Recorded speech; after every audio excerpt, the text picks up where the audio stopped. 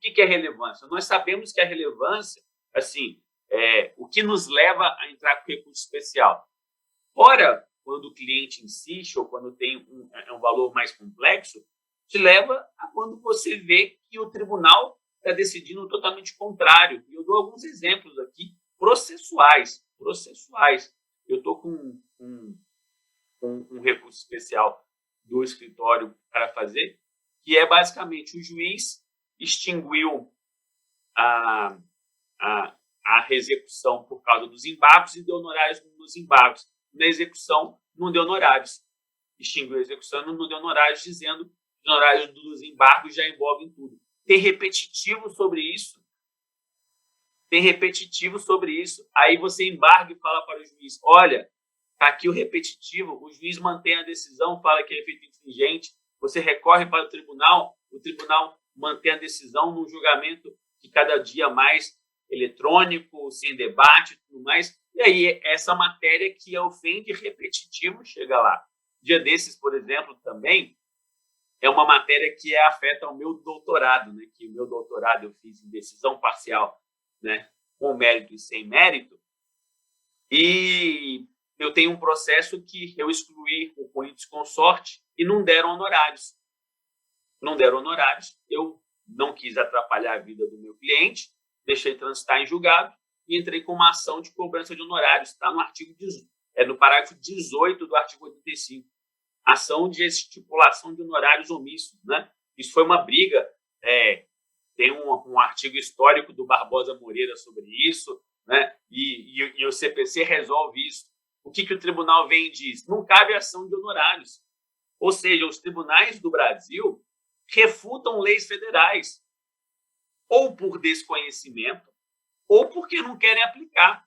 Não querem aplicar honorários, não querem reaplicar. É só o que a gente vê em relação à fazenda pública e tudo mais, honorários de fazenda pública, as interpretações do CPC, a fundamentação ou não. Então, o que eu vejo é que nós temos uma insubordinação. E o que o STJ fez lá atrás? Um voto histórico da ministra Nancy. Não cabe reclamação de repetitivo, né? Ou seja, o repetitivo é mal aplicado, o repetitivo ele não é aplicado, não tem distinção ou superação, eles aplicam de qualquer jeito, eu recorro, o presidente nega, o pleno mantém e eu não posso reclamar para o STJ. Aí olha o caminho, entra com a rescisória que vai chegar a ver. Não dá. Então, o que eu vejo é que o STJ optou, vamos pensar na gente ou vamos pensar no judiciário? Pensaram neles. Óbvio que aí eu concordo, né? Eu também vejo na prática muitas matérias que os escritórios sabem que são matérias de fato, né? Que querem revolver o reexame dos fatos, e tem essa recorribilidade, tem muito recurso mal feito, a advocacia de uma forma geral, com aqueles que não têm expertise de fazer o recurso especial, que é muito complexo, né? Ele realmente confunde com a apelação e faz de qualquer jeito. Então, eu entendo você ter uma relevância. Aí eu concordo com você e tudo mais. E dentro dos 400 mil processos, tem até um estudo que o Vitorelli fez e publicou logo que saiu a relevância, está no Academia Pompidou, onde ele traz os gráficos de quantos recursos chegaram e tudo mais. E aí você vê, dos 400 mil, quase uns 300 mil, 280 mil, ou mais, eu não lembro, um quarto mais ou menos disso, uns 300 mil, eram recursos que sobem via agravo em recurso especial. Ou seja, já teve uma inadmissibilidade, já teve um filtro do tribunal local. Mas nós temos aí 80, 90 mil processos que chegam via recurso especial o admitido. Então, depois de que vem a relevância, eu passo a estudar a relevância e eu concordo com você. Precisamos de um filtro, precisamos fazer alguma coisa. Aí, eu até publiquei, acho que no Conjur, que é o que a gente quer sobre relevância. Relevância como repercussão geral deu meio errado. Deu meio errado por quê? Né? Porque o STF ele tem um apego imenso pelo que ele pode julgar. ele trouxe a repercussão geral dos Estados Unidos, que é mais ou menos uma cópia do que tem lá nos Estados Unidos. E nos Estados Unidos é totalmente discricionária. Não damos a certificação para o seu recurso. Pronto. Ponto. O STF não. Criaram uma repercussão geral de que ele nega a repercussão geral para esse caso e para todos os outros. Então, nós temos um precedente negativo de repercussão geral, que a gente pode dizer. Só que o STF é tão apegado que nesses 16 anos de repercussão geral, tem 1.000 temas de repercussão geral e 300 negativas. Era para ter o inverso, né?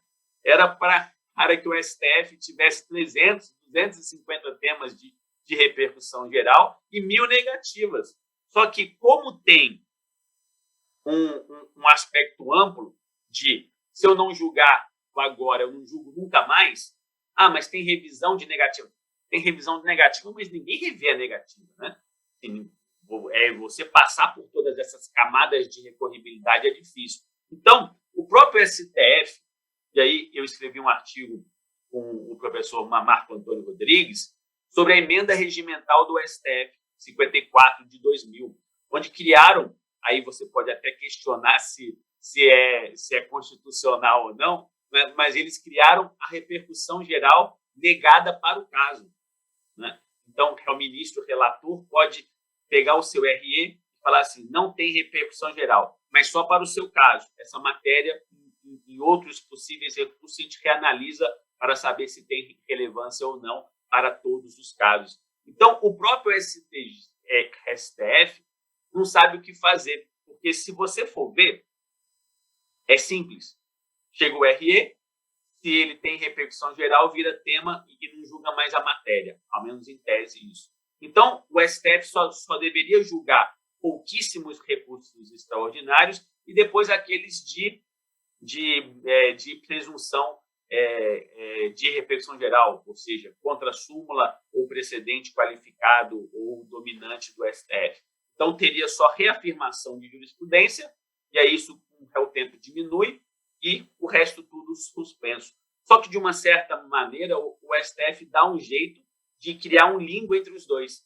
O Paulo Mendes fez um gráfico maravilhoso e chama isso agora de procedimento comum do recurso extraordinário, que seria sem repercussão geral, em que, olha como acontece, muitas das vezes, eles negam o RE por pré-questionamento, um exemplo, e aí você entra com agravo interno, eles dão provimento ao agravo interno e julgam o recurso especial na turma, sem formar tema, sem formar nada. Isso é uma saída para a repercussão geral, né?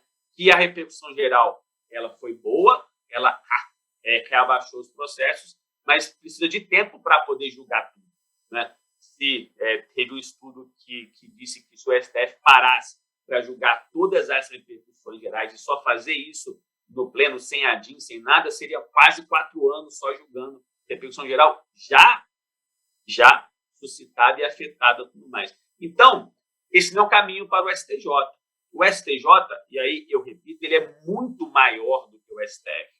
Eu vejo que hoje, depois de estudar, eu virei a página do ceticismo e falei, precisa. Então, o que eu propus quando eu escrevi no meu livro, e vou tentar, na tua academia, propor isso, é o quê? Que o STJ entenda, é irrelevante, então crie um precedente negativo de relevância. Isso é irrelevante, não sobe mais. E aí você pode criar esses precedentes. Só que, qual que é o problema que eu vi no anteprojeto? Eles querem que tudo que eles julgarem vire precedente. Tudo que eles julgarem vire precedente. Então, vai matar o repetitivo, vai matar o IAC e vai ser o quê? Chegou o recurso especial, admitiu-se ele, deu-se a relevância, vai ter um incidente de relevância.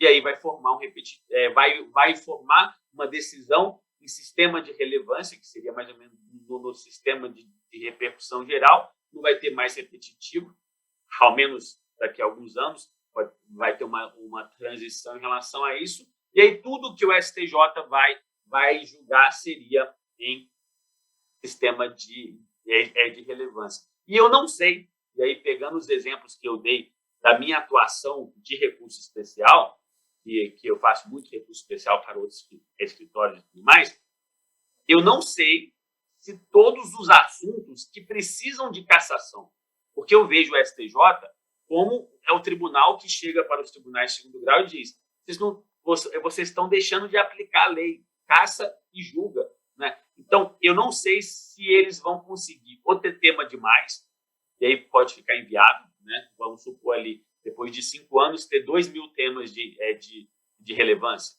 né? E aí, se tudo for precedente, como é que você fica sabendo disso? Ou eles vão ter que, na lei ou no regimento interno, criar um sistema melhor do que o STF, né? Relevância que cria precedente, relevância que é só uma admissibilidade. Eu acho que a relevância tinha que ser só admissibilidade. Se for inadmissível, ele já retira isso. Já não pode subir, é o recurso especial, e aí seria esbarrado pelo 1030, igual o repetitivo, igual a repercussão geral. Mas, no mérito, eu não vejo por quê. Porque nós temos um sistema fechado. Quando tem grande repetição, repetitivo, quando tem matéria importante, o IAC. E quando não é nenhum e nenhum outro, vai construindo a jurisprudência até vir a súmula. Então, nós temos 3 sistemas de pacificação: IAC, súmula e repetitivo. E eles querem transformar tudo em um só. Quer transformar tudo em um só, eles não sabem o futuro. A gente não sabe o futuro em relação a isso. Então, esses são os meus receios do que está por vir. Mas eu acho que tem saída em relação a isso. E o mais problemático é que eles podem pegar um recurso especial que o tema chegou pela primeira vez no STJ. Quer dizer, não teve maturação nenhuma. Quer dizer, primeira vez que o tema chegou, ele é relevante, mas é a primeira vez que ele chega lá e você vai admitir porque tem relevância e vai criar um precedente com eficácia vinculante.